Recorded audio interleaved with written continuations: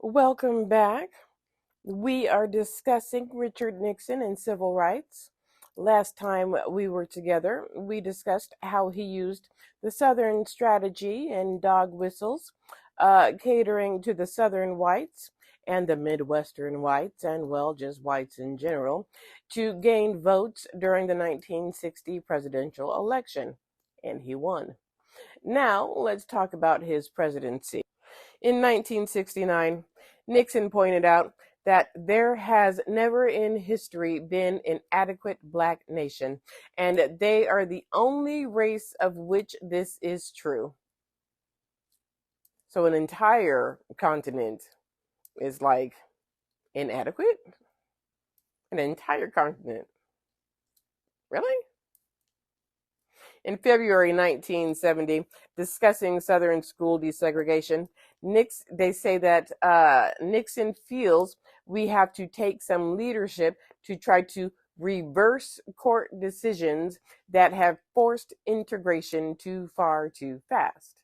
By 1972, Nixon asked Congress to pass a constitutional amendment against school busing for balance. He tells presidential aide Ehrlichman to move fast on developing the constitutional amendment, saying, feels we should bite the bullet now and hard. If it's called racism, so be it. The national chairman of the NAACP, Bishop Stephen G. Spotswood, declared in his keynote address at the organization's Detroit convention that the NAACP considers itself in a state of war against President Nixon and his Constitution wreckers. Even Roy Wilkins, the NAACP's moderate coalition builder, maintained that Nixon sought to turn the clock back on everything and was on the side of enemies of little black children. The constitutional amendment, though, never passed, obviously. Chief of Staff H.R. Haldeman wrote, P. Nixon wants me to tell all staff that he is conservative, does not believe in integration, will carry out the law, nothing more. On federal enforcement of school desegregation, Nixon had me tell Attorney General John Mitchell not to open Southern offices and not to send his men down en masse, only when needed on a spot basis. Also set policy that will use no federal troops or marshals to enforce.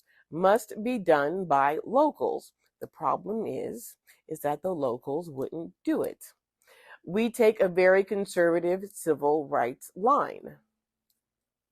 The problem is that not Nixon, it was, who was before him?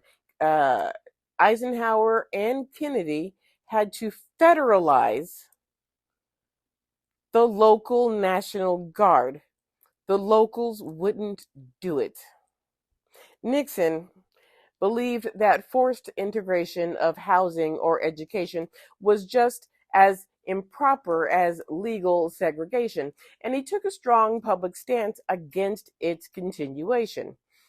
Regardless, though, the administration's position was to enforce the Brown decision that integration should take place with all deliberate speed.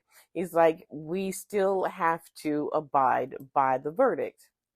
But rather than the federal government forcing how the matter would be resolved, it would be left up to a biracial committee representing each of the 7 southern states.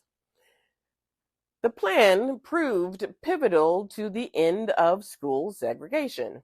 By forming and working through biracial delegations in the region, Nixon deftly weaved a fine line between inflating integration while not aggravating traditional sensitivities that would become an obstacle to progress.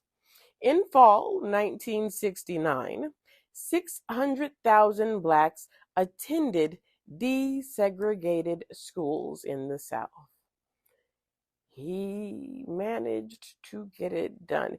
He himself was an obstacle. Yet, He got schools desegregated. I'm just shocked. I'm absolutely shocked.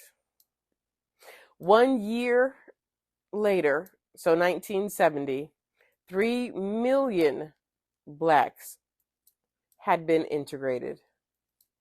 By percentage, in 1968, nearly 70% of black children were segregated from their white peers.